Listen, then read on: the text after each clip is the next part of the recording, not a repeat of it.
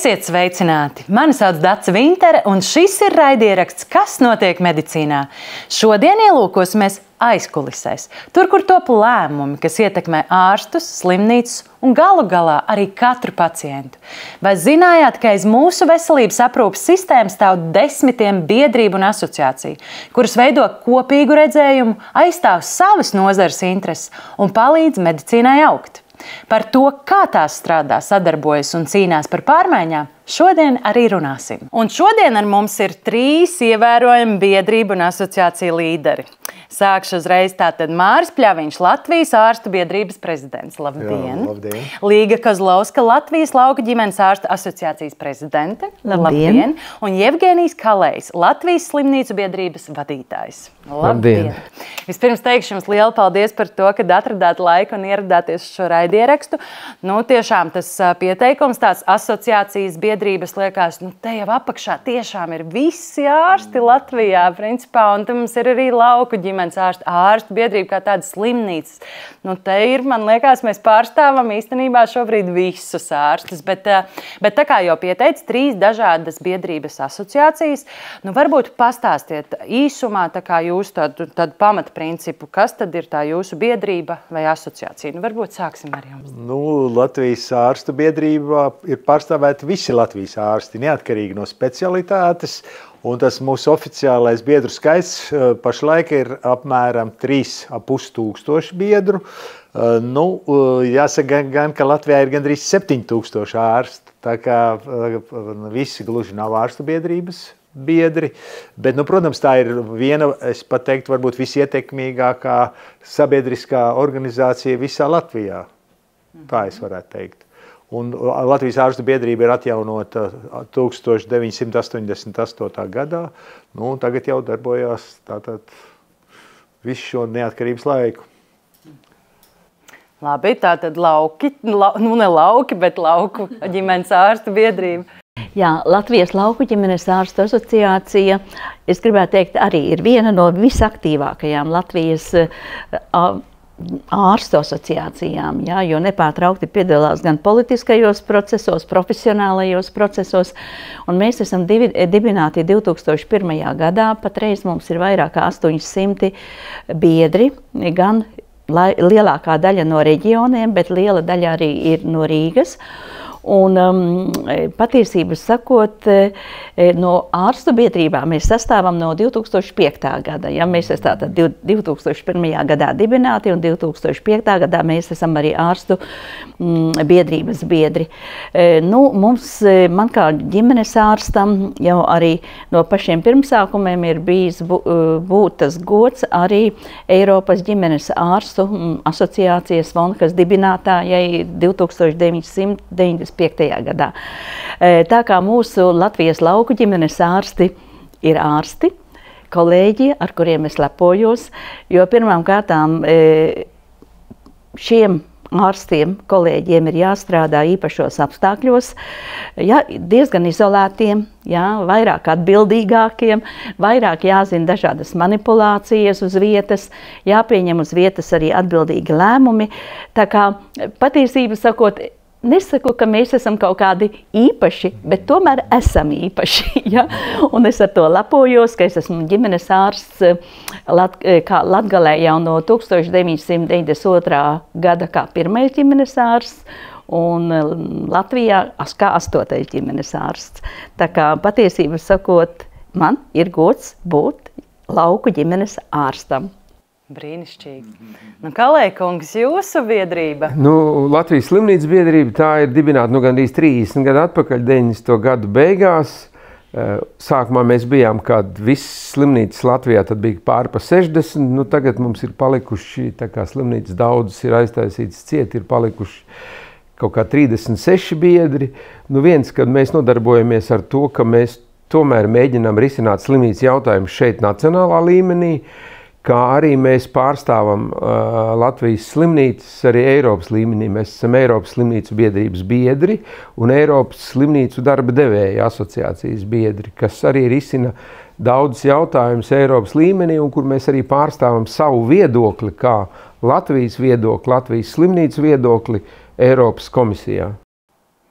Labi, noskaidrojuši mēs esam, kas mēs esam un ko mēs pārstāvam. Bet tālāk jau tad ir jāķerās arī, Kalēja kungs jau mazliet jau vairāk arī ieskicēja par to, kas tad ir tā jūsu biedrības asociācijas misija, vīzija, mērķi, varbūt tāda, es negribu no šī vārda, gribās izvairīties cīņa, bet varbūt tāda, šī brīža varbūt tāda galvenā prioritāte, par ko jūs iestājaties šajā mirklī vai tuvākā tā nākotnē. Jā, redziet, slimnīcas biedrība ir arī savas, protams, funkcijas, bet ārstu biedrība zināmā mērā veic visas savas ārstu profesijas, tādu profesionālo pārvaldību. Un tas patiesībā nozīmē pirmkārt certifikāciju, attiecīgas certifikācijas komisijas atsevišķās specialitāšu asociācijās, certificē ārstus, un tā ir certifikācija notiek ik 5 gadus, jāsavāc attiecīgie izglītības punkti, certifikācijas komisijas to visu pārskata, akceptē, un tad ik 5 gadus ārstu certifikāts tiek atjaunots, pagarināts. Tā ir viena šī profesionālās pārvaldības funkcija, otra tāda ļoti svarīga ārstu biedrības funkcija, protams, ir arī izglītība. Mums ļoti regulāri notiek tā saucamās starpdisciplinārās konferences par visdažādākajām tēmām un arī, protams, dažādi kursi ārstiem. Tā kā, zināmā mērā, ārstu biedrība ir arī tāda kā izglītības iestāde un tālāk profesionālās kvalifikācijas celšanas iestāde un atbildīga par šo visu procesu, visas, varētu teikt, valsts mērogā. Protams, ir arī tādas ļoti svarīgas funkcijas, ko mēs katru gadu veicam, piemēram, šī gada balva, mēs, tā sakot, tas arī ļoti tāds darbietilpīgs pienākums. Mēs sameklējam visus tos, veicam aptauju pašu pacientu vidū un atrodam visus populārākos un visus iecienītākos un vislabākos Latvijas ārstus. Un jau arī vairākas desmitgades dažādās kategorijās notiek šo ārstu svinīgs sarīkojums, kur vislabākie Latvijas mediķi, ne tikai ārsti, bet arī dažādās citādās specialitātēs, viss tiek vismaz vienreiz gadā viss sabiedrības priekšā slavēt un cildināt. Tas ir viens tāds arī mūsu svarīgs pienākums. Ik 4 gadus notiek arī ārstu kongress, kas ir liels. Mēs apvienojam visus, varētu teikt, pasaules, Latvijas izcelsmes ārstus. Šogad mums tieši tāds kongress 10. arī notika. Un pirmais kongress notika jau tālajā 1989. gadā. Protams, mēs arī piedalāmies dažādās starptautiskās organizācijās, pārstāvam Latvijas ārstus, ieskaitot arī Pasaules ārstu asociāciju. Tās ir visas tās mūsu funkcijas, bet, protams, ka ļoti vēl viena milzīga funkcija, protams, ir sadarbība ar dažādiem valsts, teiksim, ar Saimu, ar Sociālo un darba lietu komisiju, ar ministriju. Mēs izskatām visādas iniciatīvas, likumdošanas dokumentus, mūs prasa dažādas atsauksmes. Mūsu ārstu biedrībā darbojās arī certifikācijas komisija, par ko mēs jau tā kā runājām, un tad mums ir ētikas komisija, arotiesa, izglītības komisija.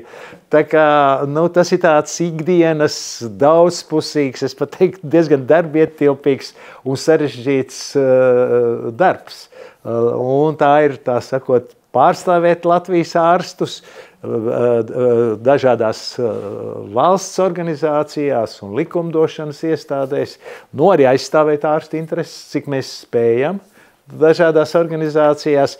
Tas viss, ar ko mēs nodarbojamies. Tāpēc es iedomājos, kādus mēs esam pēdējā, mēnešu laikā, kādas vēstījumus mēs esam, devuši vai kādas rezolūcijas izplatījuši. Piemēram, viena rezolūcija, par ko jūs arī droši vien gatavojaties runāt par nākošā gada budžetu. Arī mēs tur atzīmējam tos pēc mūsu domām trūkumus un kas mūsu prāt būtu jādara savādāk. Un mēs izsūtījām šo rezolūciju gan Saimai, gan ministru kabinetam, gan prezidentam un, protams, arī veselības ministrijai.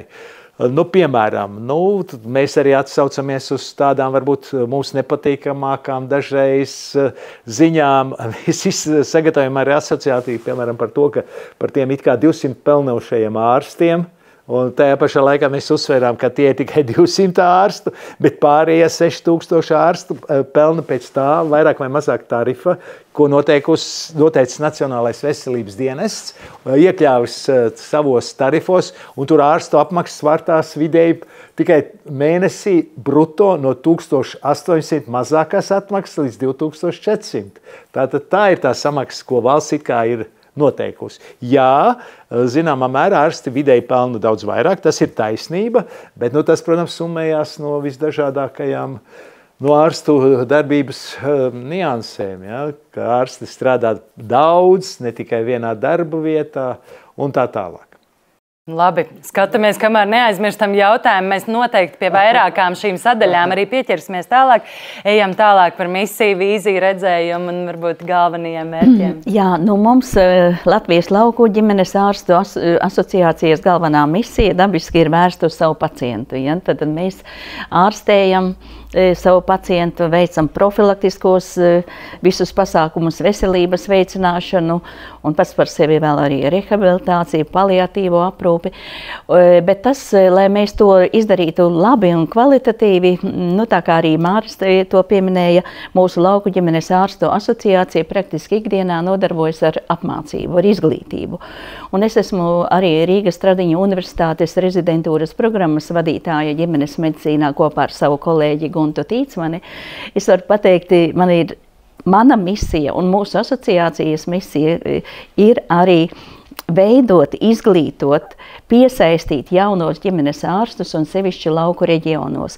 Jo, diemžēl, vairāk kā 30% no mūsu visiem kolēģiem ir pensijas un virspensijas vecuma. Tā kā mūsu lauki, mūsu vispār Latvija gaida jaunos kolēģus, un mēs tur ieliekam ļoti lielas pūles apmācībā, motivācijā, un mums arī Latvijas lauku ģimenes ārstu asociācija ir viena no tādas ļoti, jāsaka, slavenas balvas dibinātājām pirms 13 gadiem. Mēs kopā ar Veselības centru 4, Ars un Dienas žurnāliem izveidojām tādu balvu, gada balvu, meklējam labu ģimenes ārstu, kurā piedalās pamatā Latvijas iedzīvotāji ar saviem labajiem stāstiem, šoreiz ne kritiskajiem stāstiem, par medicīnu, bet par saviem labajiem ģimenes ārstiem, ģimenes ārstu palīgiem, māsiņām. Tā tiešām ir mūsu misija, un es saku, ka man ir ļoti liels prieks būt kopā ar saviem ģimenes ārstiem, kolēģiem, asociācijā valdes locekļi ir visi ļoti aktīvi. Ja? Tas ir zvans draugam naktī, dienā, un mēs varam saņemt atbildes.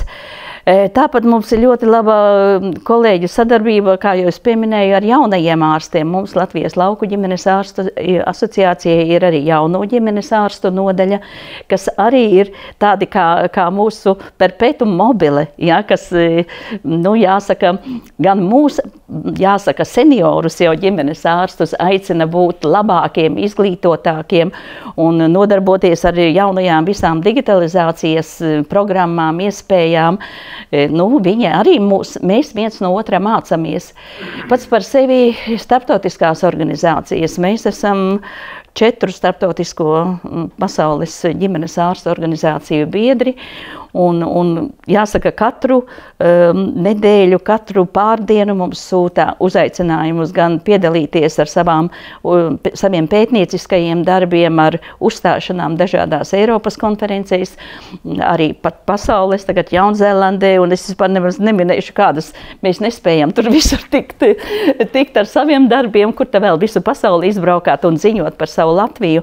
Bet tas, ka man arī ir tas, jāsaka, grūtais darbs būt arī par Saeimas deputātu, kā Māris pieminēja, mūsu lauku asociācija ir ļoti aktīvs, jāsaka, tāds dalībnieks politiskajā darbā, gan sadarbībā ar Saeimu, gan ar veselības ministriju, un es esmu ļoti priecīga, ka mums ir ļoti laba sadarbība ar slimnīcu biedrību, jo speciālisti sekundārajā līmenī un primārajā līmenī tiem ir jābūt kolēģiem, jāstrādā roku rokā. ārstu biedrība. Tas arī ir mūsu atbalsts. Mēs vienmēr klausāmies politiskos dokumentus, ja, par certifikāciju pats par sevi. Nu, kur tad mēs certificēsimies, kas ir mūsu galvenais, jāsaka, galvenā organizācija. Tā kā īstenībā dienā mums to darbu ir tik daudz, ka mēs droši vien, ka visus nevarēsim uzskaitīt, bet man ir prieks, ka vēl joprojām mēs to spējam. Kalēja kungs. Jā, paldies. Nu, var sakot, slimnīcu biedrība ir tā, kas vairumā savas aktivitātes vērš divos virzienos. Viens ir šis te nacionālais virziens, un otrs ir starptautisks un Eiropas virziens. Un nacionālā virzienā, nu, tas galvenais mērķis mums ir tomēr mēģināt tuvināt Latvijas slimnīcu darbību kaut kādam starptautiskam standartam, kas ir Eiropā un varbūt kas ir daļēji pasaulē. Līdz ar to tie ir tie galvenie jautājumi, kas mūs nodarbina. Un, protams, tā nacionālā likumdošana, kas ir Latvijas mērogā, kas patreizējā brīdī ir Saeimas rokā, un sadarbība ar ministriju, diemžēl tie rezultāti ir ļoti lēni un varbūt nevienmēr ir pozitīvi. Ja runā, piemēram, gan par sadarbību, gan par likumdošanu, gan par budžetu, par finansējumu. Tā kā, birokrātija vēl. Jā, plus vēl tagad ir tā šausmīgi lielā birokrātija, kur mēs brīnamies, ar kādu entuziasmu Nacionālais veselības dienests ražo birokrātiskus materiālus, kas ir jāpilda slimnīcu vadītājiem un slimnīcu personālam, kas prasa ļoti daudz līdzekļus. Mēs mēģinām pret to iebilst, informēt par to veselības ministru, informējam šodien arī par to visu Saeimu, bet vai tam ir rezultāti? Tie rezultāti, diemžēl, ir samērā lēni. Vēl kas ir, kur mēs darbojamies, tad šis te Eiropas līmenis, ka ir tāda starptautiskā Eiropas programma, kur visu slimnīcu ārsti no Eiropas Savienības valstīm mainās savā starpā, un mēs piedalāmies šī te apmaiņas programmā, jau, man liekas, vairāk kā 20 gadus, un arī šogad mēs piedalīsimies katru gadu. Dažu slimnīcu pārstāvi, cik viņi piesakās, viņi brauc uz citām Eiropas valstu slimnīcām konkrētā jautājumā, kāds ir tanī gadā galvenais. Tagad nākošajā gadā galvenais jautājums ir veselības aprūpes kvalitāte. Un ļoti aktīvi mēs arī piedalāmies Starptautiskajā slimnīcu federācijā, kur šie te konferences un mācību kongresi ir tādi, kas tiešām dod ļoti daudz informācijas. Tās ir tās galvenās jomas, un, protams, mēs mēģinām saskaņot slimnīcu darbību arī nacionālā līmenī, lai mēs būtu pilnībā informēti, kas notiek blakus slimnīcā, kas notiek cita līmeņa slimnīcās. Un līdz ar to tā informācijas apjoms ir samērā liels, bet viņš ir ļoti aktīvs un ļoti interesants. Te jau sākām runāt, jau pateikties viens otram, kā mēs sadarbojamies. Tāpat tās arī iesaistījās jau jautājums par to, kā mēs kopā valstī mēģinam arī pierādīt kaut kādas savas vēlmes, vajadzības un vispārējais. Un iepriekšējos raidījumos mēs arī saprotam, ka bieži vien tas vienojošais savā starpā ir kaut kādas sāpes. Tā to varētu arī saukt. Varbūt, ka šeit mēs arī nevelti mēs jau konstatējām, ka mēs šeit esam principā pārstāvam visus Latvijas ārstus dažādās nozarēs, sektoros. Kā jūs spējat savā starpā sarunāties? Kā jums, kas ir jūsu kopīgās arī lietas, ar kurām jūs varbūt virzaties pie valsts, pret valsti vai kā savādāk? Kā jūs runājat savā starpā? Mēs, es domāju, visu laiku konsultējamies savā starpā. Un es bieži arī uzzinu par jaunumiem, piemēram, no doktora Kalēja. Un mēs tiešām apmainamies viens ar otru ar informāciju. Un tās sāpes jau mums arī tādas ir diezgan kopīgas, jā. Jo slimnīcu labklājība, tas nozīmē arī personāla labklājība. Tas nozīmē arī cieņpilns atalgojums, par ko mēs arī pēdējā laikā esam iestājušies, un arī arotbiedrība par to cīnās. Daudzas labas lietas jau bija iestrādātas tajā plānā, kur bija paredzēts tā visa mūsu medicīnas attīstība pēdējos 5 gados. Diemžēl no tā plāna daudziem patīkamiem punktiem, piemēram, par to atalgojumu, kas bija iestrādāts, piemēram, ka tur jāpieaug pēdējos 2-3 gados par vairāk nekā 13%. No vis tā nekas jau prātīgs nesanāk. Ja? Tas netiek, protams, palielināts, finansējums veselībai vispār netiek palielināts, līdz ar to liels problēmas ir visām slimnīcām, ir inflācija, ir daudz pozīcijās izdevumi ir ievērojami pieauguši, slimnīcām tas netiek atlīdzināts, ir pārstrādes, piemēram, tā ir tā problēma. Un atkal tas netiek atlīdzināts, pieauga neatliekamo pacientu īpatsvars, atkal tiek pārstrādāts un kvotas tiek pārpildītas. Un līdz ar to, pirmkārt, tātad slimnīcas nesaņem par visu paveikto, otrkārt, personāls arī tad nevarēs saņemt pienācīgu atalgojumu par visu to, ko personāls, teiksim, ir veicis. Un tā būtu arī, tāda vispār cilvēku resursu politika. Un cilvēku resursu politika, tas nozīmē tiešām, kā nomainīsies ārstu paaudzes, kā veidosies izglītība, tā ir arī profesijas prestižs. Piemēram, arotbiedrība sludina, ka ārstam vidēji būtu jāpelna vismaz 2 reizes, kā vidējais atalgojums tautsaimniecībā, jā. Un ja tas atalgojums, tad tam vajadzētu būt noteikti virs 4000, un mēs jau arī skatāmies, kā atalgojums, piemēram, pieaug valsts iestādēs, kaut vai ministrijās, un skaidrs, ka veselības nozare nespēja tādu pieaugumu nodrošināt, un tas arī nozīmēs, ka atkal personāls var aizplūst no tām pašām slimnīcām, personāls atkal vēl vairāk novecos, loģiski jaunākie kolēģi, viņi būs enerģiskāk atraktīvāki un pārzinās labāk valodas, un viņam būs daudz lielāks kārdinājums doties, piemēram, kaut kur projām no Latvijas. Viņi jau arī dodās. Un šeit viss tās intereses kaut kur saplūst visas kopā. Ja? Tā visa mūsu ārsta novecošanās problēma, tā, protams, smagi skars slimnīcas, tā kā personāla vispār novecošanās vakances, kuras nevar aizpildīt. Tas viss kopā ir tas vesels tāds problēmu, varētu teikt, kamols, kuru vajadzētu risināt, bet, ja finansējums nepieaug, un šodien arī komisijā par to runāja, ja tagad šogad ir kaut kur ap 4,7% no IKP, tad mums jārēķinās, ka tuvākajās 3 gados faktiski tas finansējums no IKP samazināsies zem 4% iespējams, vai ap 4%. Skaidrs, ja mēs tais pamatnostādēs rakstījām, ka 27. 28. gadā, es to šodien arī ievēroju, Kozlovskas kundze to teica, ja, bija plānot 6%, bet tā tad nebūs 6%. Un kas notiks? Patiesībā cilvēki būs spiest par to samaksāt paši no savas kabatas. Jo tā jau arī ir, ka tie pāris procenti no IKP, tas ir tas, ko cilvēki paši samaksā.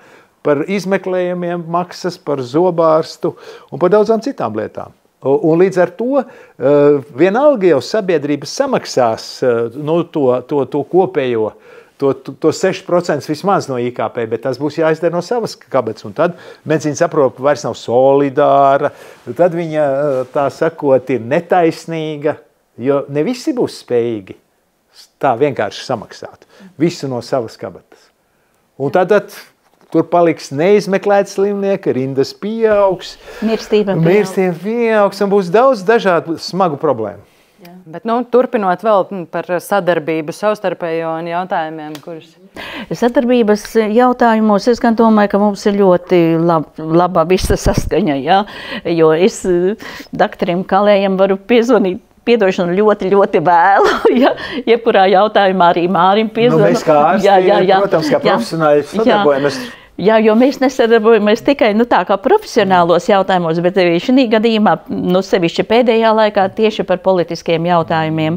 Un šīs pamatnostādnes veselības aprūpēja bija ļoti svarīgs dokuments, ko apstiprināja ministru kabinets. Un patiesība sakot, tā bija tāda tiesiskā paļāvība. Ja mēs uzticējamies, ka šis finansējums tātad tajā 27. būs šie 6,1% no IKP, kas ir jau patreiz Baltijas valstīs.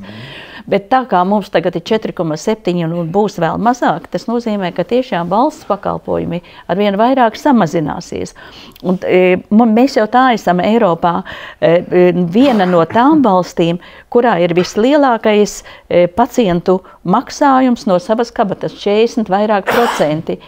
Un te būs dabiskā izlase, dzīvot vai mirt. Mēs jau tā mirstības rādītājos, veselības aprūpes rādītājos esam starp Eiropas Savienības valstīm sliktākie. Gan sirds asinsvadu slimībās, onkoloģijā, pats par sevi HIV aizsaka mums jau augšā, ja? Nerunājot par visām traumām, kas mums arī ir vienas no augstākajām, bet tai pašā laikā mēs nevarēsim to. Mēs, tas ir praktiķi, ģimenes ārsti, visi speciālisti slimnīcās, ambulatorijās sektorā. Mēs to nevarēsim nekādā veidā savam cilvēkam palīdzēt, ja valsts nenodrošinās šo finansējumu. Un tas, man liekas, nav normāli, ja mēs tagad runājam par prioritāti aizsardzības budžets. Aizsardzības budžets saistīts ar veselības aprūpi. Tas nekādā veidā nevar tanki būt vieni paši, ja, bez cilvēkiem, kas tajos sēž un kuri ir veseli. Ja. Arī par jaunajiem cilvēkiem, kuri jāiesauc armijā. Pēc būtības puse viņi ir slimi. Ja? Nerunājot par zobiem, stāju, adipozitāti 50% vairāk mums bērni ir ar virssvaru. Ja? Salīdzinoši ar Eiropu, mēs atkal šajā jomā esam pirmie. Un tādēļ es saku, ka tāda cerīga gaiša nākotne man patreiz saistībā ar valsts ārsta profesionāļa darbu, patiesību sakot, nesaistās. Diemžēl mēs darīsim, cik varēsim. Bet mēs varēsim izdarīt tikai par to, par ko mums arī no vienas puses noteikti samaksās. Otra puse pacienti, kuri nevarēs samaksāt. Es saku, diemžēl tā būs dabiskā izlase, ļoti skarbi. Ja? Bet ģimenes ārsts ir ģimenes medicīna pamatspecialitāte. Un es ļoti ceru, ka valsts vismaz NMP, neatliekamo palīdzību, ja, ģimenes medicīnu, akūtos gadījumus visus slimnīcā, bet tas būs īstenībā savā veidā katastrofa. Ja, ka mēs izvēlēsimies kaut kādu minimālo valsts apmaksāto grozu, par ko pacients, varēs saņemt pakalpojumu. Ja. Nerunājot par to, ka tagad notiek nepārtraukti sarunas arī par finansēšanas modeļiem, kādi varētu valstī būt, kas varētu papildināt valsts budžetu veselības jomā, bet es teikšu, tas ir atvērtais jautājums un rītdien būs sāksies balsošana par valsts budžetu, ieskaitot veselības aprūpes budžetu. Es teikšu tā, asaras pilnīgi tek, ja? Domājot par to, kas būs. Es ticu, ka arī tās asaras tek arī līdz nākamajam runātājam. Varbūt teiksim tā, ka tām asarām tas ir skaidrs, ka viņas tek arī no profesionāļu puses, no mediķu puses, bet galvenām asarām būtu jātek no pacientu puses, jo ar šādu valsts pieeju medicīnai, kāda ir patreizējā brīdī, protams, tur ir dažādi faktori. Tad tas galvenais cietējs jau ir pacients. Mums ir vairāki reģioni, kur, piemēram, valsts atmaksāts ķirurgs jau nav pieejams vispār pa valsts naudu, ir tikai privāts pakalpojums, jo valstī, diemžēl, nav līdzekļi, lai to visu izdarītu. Un tāpēc jau tā sadarbības starp slimnīcām un primāro aprūpi ir ļoti, ļoti svarīga, lai tas pacients tiktu pārstēts tajā primārajā aprūpē, viņš nenonāktu slimnīcās, jo patreizējā brīdī, šodienas valdība lēma par papildus līdzekļu piešķiršanu neatliekamai palīdzībai, kompensācijai, kas tika veikta slimnīcās, bet kuru nesamaksāja valsts. Šodien tur atrada līdzekļus, mēs vēl nezinām, kā viņi tiks sadalīti. Bet tā ideja, ja tie pacienti varbūt būtu ārstēti primārajā aprūpē, ģimenes ārsta aprūpē, viņi nemaz nenonāktu. Un tas ir tas diezgan problemātiski visus šos gadus pēc Covida, jo Covid laikā mums bija tādi veselības ministri, kas noliedza jebkuru plānveida palīdzības sniegšanu pacientiem. Un tagad mēs redzam tos rezultātus, kas notiek slimnīcās, jo ļoti palielinās tieši kronisko slimnieku skaits, kuri vēršās neatliekamajā palīdzībā, jo viņiem nav pieejama primārā un ģimenes ārstu palīdzība. Līdz ar to šis sadarbības modelis starp asociācijām un starp profesionāļiem ir ļoti, ļoti izteikts. Un mums faktiski nav domstarpību. Tās vienīgās domstarpības mums ir ar to publisko pusi, ar valsts pusi, ar NVD un ar veselības ministriju, kuri ražo dažādus dokumentus, kuri būtiski apgrūtina pacientu piekļuvi slimnīcai, un, protams, arī finansējumu. Tā kā, te ir tās divas lietas, kas savā starpā profesionāli sadarbojas ļoti labi. Slimnīcas vadītāji sazvanās viens ar otru, mēs sazvanāmies ar ģimenes ārstiem, tā kā jau minēju, bet tā sadarbība ar valsts pusi ir samērā sarežģīta. Un kādreiz ir tā, kad mēs sēžam pie galda, mēs ar valsti vienojamies, ka mēs tomēr iesim šī virzienā, un tad, kad mēs saņemam politisko dokumentu, tad tur ir pilnīgi pretējs virziens. Nevis taisni, bet uzreiz pa kreisi. Un mēs nevaram saprast, kāpēc šādas lietas notiek tieši valsts sektorā, un par to mēs diezgan regulāri informējam arī patreizējo veselības ministru, kad tā sadarbība starp tām organizācijām, kas ir ministrijas pakļautībā un pakalpojumu sniedzējiem, kas sniedz reāli ārstē pacientus, viņi faktiski nenotiek. Klausoties, nedaudz skumji tomēr, vai ne? Atklāt, jā, bet būs vēl skumjāk. Būs vēl skumjāk. Bet varam taču atrast arī kaut ko pozitīvu šajā visā. Varam atrast kādu, kas varbūt ir, es nezinu, pēdējā laikā bijis tomēr arī tādas uzslavējams lietas, kas ir sanācis iziet cauri un tiešām paslavēt par to. Ir katram taču kāds viens piemērs. Jā, noteikti, kad ja mēs analizējam, kas ir labs veselības aprūpē, tad ir tie speciālisti, kas ir unikāli Latvijas mērogā un kur visi mūsu kolēģi ārzemēs atzīst, ka šāda veida operācijas, šāda veida pakalpojumi pat ir ļoti apgrūtināti Eiropas citās slimnīcās, bet kur Latvijā viņi ir iespējami. Tā kā pateicoties tam entuziasmam, kas ir šiem te speciālistiem kardioloģijā, traumatoloģijā, dažādās nozarēs, viņi ir ļoti augsta. Bet tas, kas attiecās uz kopējo valsts piekļuvi šiem te pakalpojumiem, diemžēl tā puse ir apgrūtināta. Bet noteikti speciālisti, kas mums ir Latvijā, viņi ir unikāli. Varbūt kāds pozitīvais piemērs. Jā, un es gribu arī papildināt Jevgeniju, jo es arī gribu teikt, katru vasaru, sevišķi vasarās, pie mums brauc gan no Lielbritānijas, gan no Vācijas, gan no Francijas pacienti, gan bijušie pacienti, gan vēl bloķētie tie saucamie esošie pacienti, bet kas dzīvo, un viņi saka, doktor, kāda jums ir veselības aprūpe? Ja? Neskatoties uz to, ka veselības aprūpe, tas nozīmē sniedzēji veselības aprūpes pakalpojas, sniedzēji ārsti, ārstu palīgi, māsiņas. Tā kā īstenībā es arī varu pateikt, ka, teiksim, mums profesionāļi ir labi, ļoti labā līmenī. Vēl viena lieta, ko es varētu teikt, ka tomēr arī, paldies Dievam, soli pa solim, arī dažādi Eiropas projekti. Jā, Eiropas projektu atbalsts tiek, dots gan ģimenes ārstu praksēm, gan pārējām ārstniecības iestādēm. Patreiz atvērti ir Eiropas projekti tieši jaunajām ģimenes ārstu praksēm, lai viņi varētu pārņemt senioru prakses, un tad ir papildus finansējums, līdz ar to papildus jaunas iekārtas, ierīces, jā, un atbilstoši Eiropas labākajiem līmeņiem arī prakšu iekārtojums iespējams.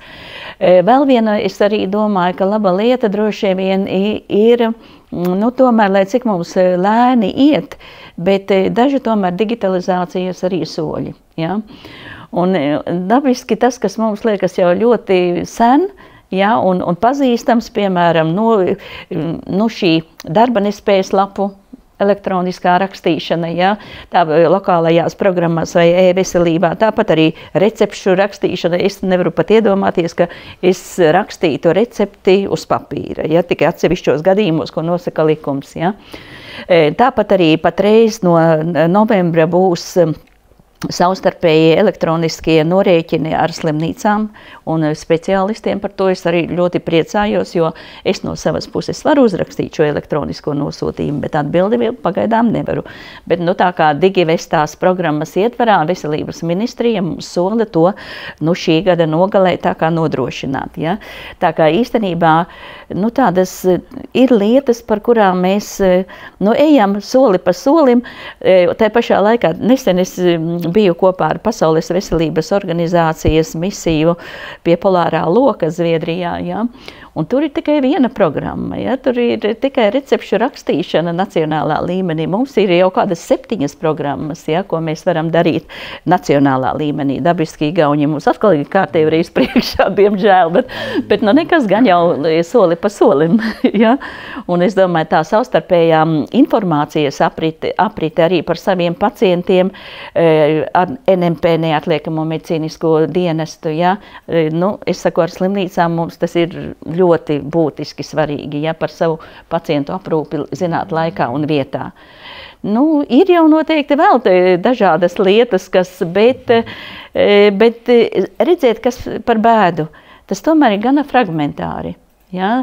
Tas ir gana fragmentāri, mēs mēģinam izcelt, mēģinam ļoti paši darīt daudz nevalstiskās organizācijas. Bet jāsaka, politiskā līmenī, ministru kabineta, ministriju līmenī, es pat teikšu, Saeimas līmenī mēs cenšamies vairāk vēl darīt, sadarbojoties ar nevalstiskajām profesionālajām organizācijām. Bet pretī, nu, tur ir no vienas puses birokrātija, tā kā Jevgenijs teica, un no otras puses ir, nu, dabiski finanšu trūkums. Ja? Un tad šīs lietas, piemēram, vēl viena ļoti svarīga lieta, ko šodien mēs arī akcentējām, piemēram, tā gan nav tā pozitīvā lieta, tieši otrādīs negatīvā, piemēram, par drošību austrumu pierobežā. Ja, lai tur būtu ārstniecības iestādes, ja, labā līmenī, kas varētu sniegt iedzīvotājiem palīdzību arī krīzes stundās, lai būtu primārais līmenis nodrošināts ar zāļu rezervēm, aptiekas, ja, tas viss, lai būtu lauku atbalsta koeficients ģimenes ārstu praksēm, lai vienkārši tur pierobežā viņi būtu un gribētu būt.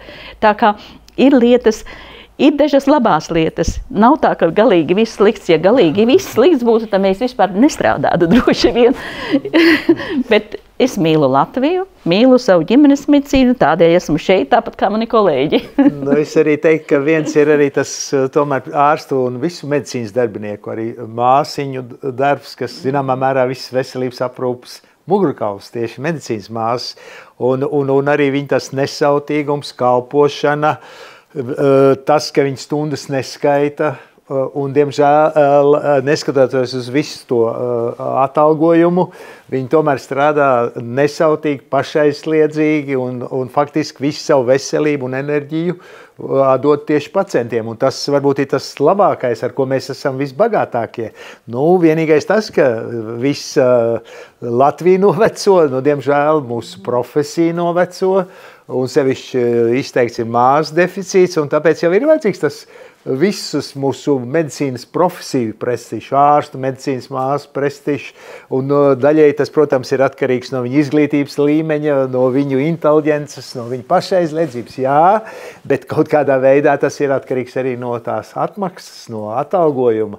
Tas jau viss kopā veido to prestižu, un jaunie cilvēki skatās, par ko tad mācīties, un ar ko mēs arī varam lepoties, piemēram, kaut vai ar ārsta kongresu, un mēs varam arī lepoties, ka iedzīvotāju aptaujā tiešām atzina, ka viss prestižākais tieši ārstu profesija, un mums bija arī iepriekšējās aptaujas pirms iepriekšējiem kongresiem, un tur priekšā mūs parasti iedzīvotāji tomēr balsoja par arhitektiem, teiksim, banku, jā, juristiem, advokātiem, par to viņi it kā, un te jau mēs bijām izvirzījušies pirmajā vietā, ar to es gribu teikt, ka iedzīvotāji novērtē, protams, un tas ir sasniegums, tas ir profesijas prestižs, tas ir visas mūsu kopīgā darba sasniegums, tas ir ārstbiedrības sasniegums, tas ir asociācija, atsevišķo profesionāļu sasniegums visur tur, kur viņi strādā. Tā kā par to mēs tiešām varam tikai priecāties, un ar to mēs patiešām varam lepoties. Bet, nu, bieži vien, nu, ar to acīm redzot vēl drusciņi ir par maz. Jā, bet vispār veidojot pašu raidierakstu, sākotnēji, kāpēc sāku taisīt, digitalizācija. Digitalizācija jau sākāt jau runāt par to īstenībā, un digitalizācija arī ir tas jautājums, tā kā, kas gan valstī viena no prioritātēm šobrīd, kā visu digitalizēt. Un pavisam nesen arī man bija saruna ar vairākiem speciālistiem, arī vai digitalizācija ir palīgs vai drauds. Kā ir jūsu asociācijās? Kā ienāk šī digitalizācija, šie mākslīgie intelekti, ar ko jūs saskaraties, kādas ir problēmas, varbūt vai tas ir palīgs vai drauds? Jā, varbūt Kalējkungs no jūsu puses. Katrā ziņā no slimnīcu un tādiem pakalpojumu sniedzēju viedokļu, protams, ka digitalizācija un mākslīgais intelekts jau sen funkcionē veselības aprūpē un sevišķi slimnīcās. Ja tā ir, teiksim, radioloģija, analīzes, ja, tajos pakalpojumus viņš jau sen. Varbūt tas, ko mēs vēlētos, ja, ka tā digitalizācija būtu tas mehānisms, kas apvienotu dažādu, teiksim, atskaišu kopumu, ko mums patreizējā brīdī prasa tieši no ārstiem, no slimnīcām, ka tas ir viens un tas pats, ko mēs iesniedzam vidā, ko mēs iesniedzam Nacionālā veselības dienestā, ko varbūt iesniedzam vēl kādā trešā organizācijā. Vieni un tie paši dati, bet katrs mums pieprasa atsevišķus dokumentus. Ja tā ir tāda totāla digitalizācija, tad tam visam vajadzētu saplūst vienā, jo slimnīcas jau par visiem saviem pakalpojumiem, par pacientiem dod datus. Tikai viņus vajag kopā savākt. Un, diemžēl, tā ir viena no tām vājākām pusēm, kas tieši ir valsts sektorā, ka tas, kas notiek trešā stāvā, viņi nezin, kas notiek otrā stāvā. Un tā tālāk, kas notiek starp viņu pakļautības organizācijām, ka viņi pieprasa, gan veselības ministrija pieprasa tādu pašu dokumentu, ko jau mēs esam uzrakstījuši Nacionālajam veselības dienestam. Mēs viņiem jautājam, kāpēc jūs nevarat savā starpā sadarboties. Un tā mūsu cerība ir, ka tā digitalizācija daļai šo jautājumu atrisinās, un līdz ar to varbūt mazināsies birokrātiskais sloks, kas patreizējā brīdī ir visiem veselības aprūpes pakalpojumu sniedzējiem, gan ārstiem slimnīcās, gan primārās veselības ārstiem, gan visiem pārējiem. Tā kā, šis ir tas jautājums. Diemžēl tas digitalizācijas process ir samērā lēns un diezgan nekoordinēts. Nākošā sanāksme mums ir paredzēta digitalizācijas jautājumos 25. novembrī.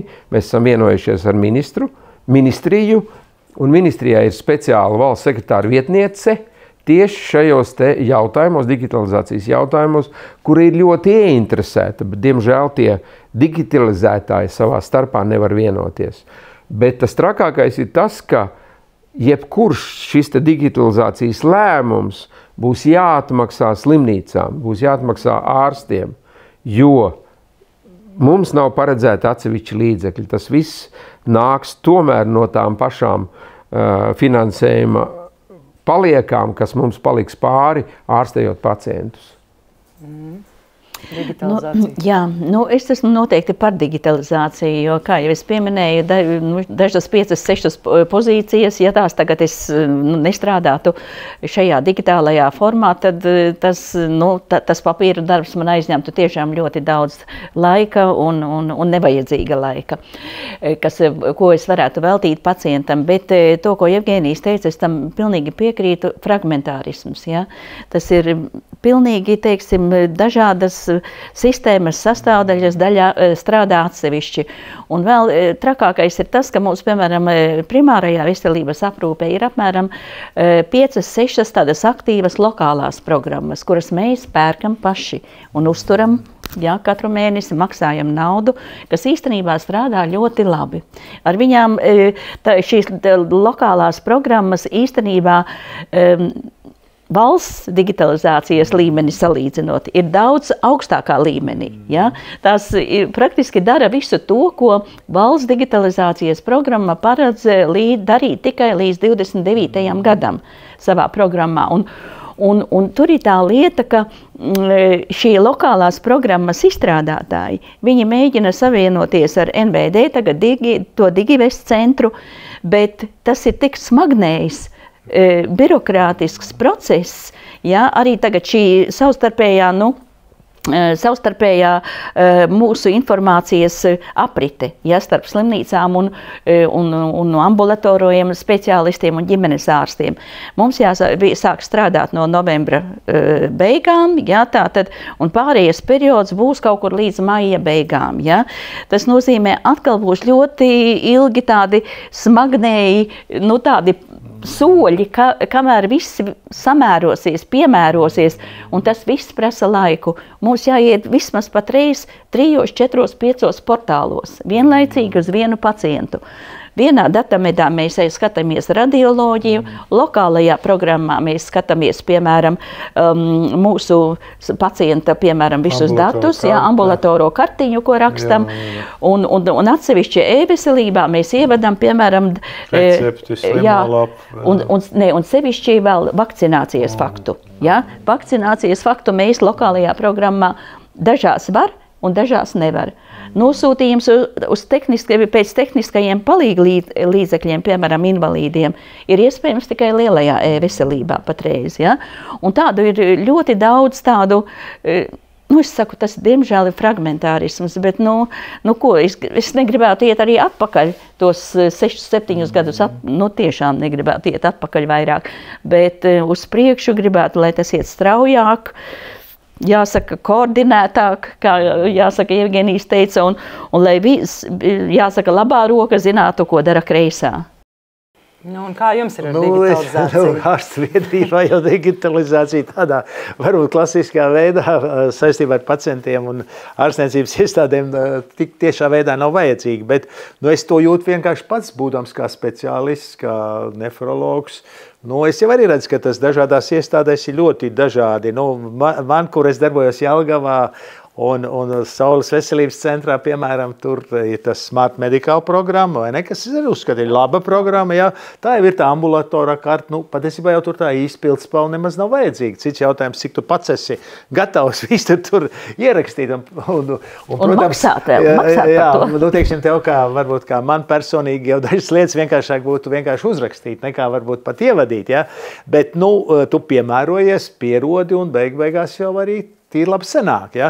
Bet tas ir vienkārši tāds varbūt individuāls grūtības, bet, protams, viss, ko jūs jau tur teicās, viss samērot un sabīdīt, ja viss tas tomēr nav tā vienlaicīgi organizēts, dažādas programmas, tur dažādi parametri, tad tas, protams, dažos gadījumos viss ļoti sarežģīja un viss datu uzkrāt, piemēram, kaut vai pašā datamet sistēmā, kas privāta, atkal par to jāmaksā kādam, vai ne? Viss tas ir, protams, rada zināmas grūtības. Viena lieta ir arī tās tīri individuālas grūtības, bet vēl jau tiešām ir tās grūtības aizsargāt datus, atbildēt par informāciju, kas sūtās iestādēm. Viņam par to jāsamaksā. Abonēšanas maksa un kas tikai vai viss, apkalpošanas, uzturēšanas samaksas. Es jau kā ārsts to nejūtu. Ja? Man tas ir kā, es to tikai izmantoju. Ja? Bet tas viss ir lieki izdevumi atkal slimnīca. Viens, ka lieki izdevumi, bet tās programmas ir ļoti trauslas. Jā. Mēs zinām to, ka katru dienu ir kaut kāds laiks, kad neiet tur Smart Medical, neiet ārstu birojas, e-veselība nedarbojās. Tur ir, tāpēc, ka viņas ir ļoti trauslas. Un slimnīcām tagad ir uzlikts pa pienākumu kiberdrošības speciālists, kurš būs tas, kas aizsargās. Bet samaksa par šo speciālistu nevienai organizācijai nav paredzēta.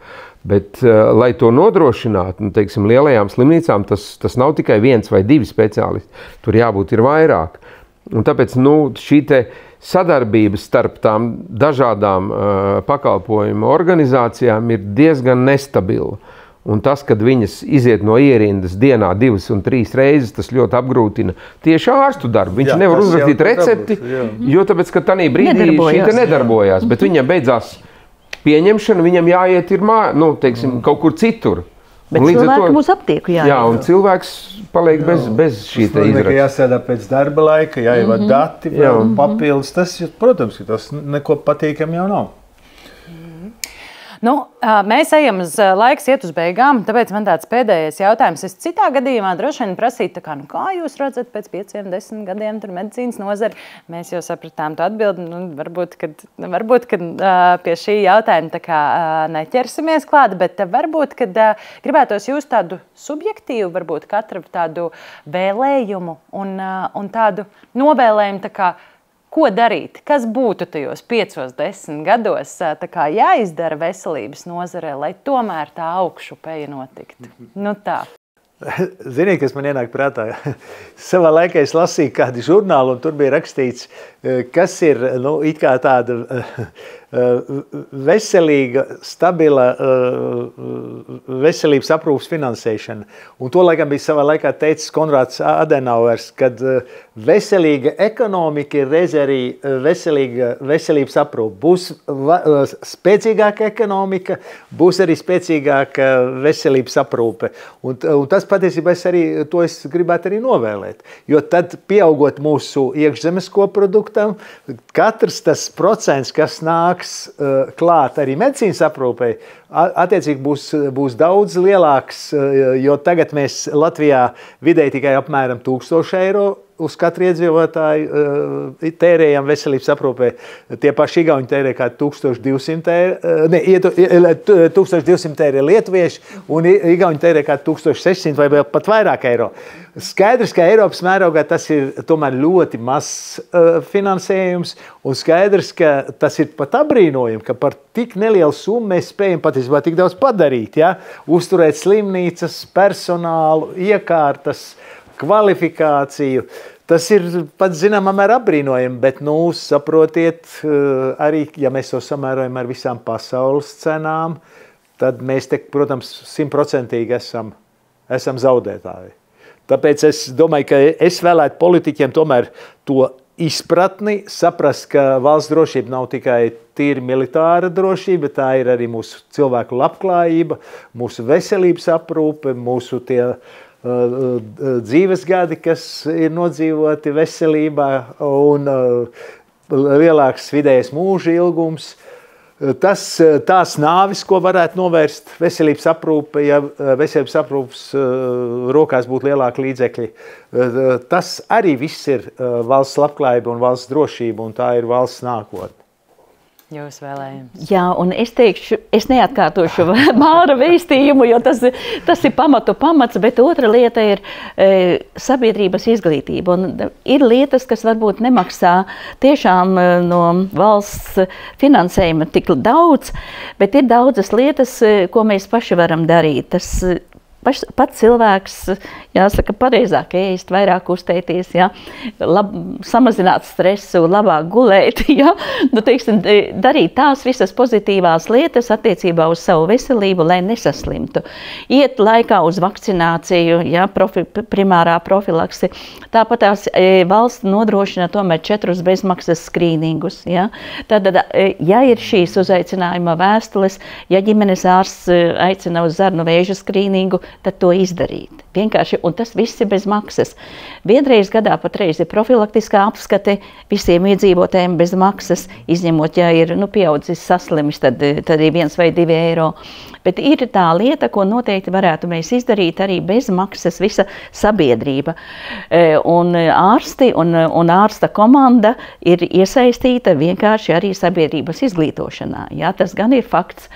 Un šeit par sabiedrības izglītošanu, dabiski mēs politiķi, un es sevišķi arī, kā jāsaka, Saeimas deputāti īpaši kopā ar saviem kolēģiem cīnamies par veselības mācības atjaunināšanu.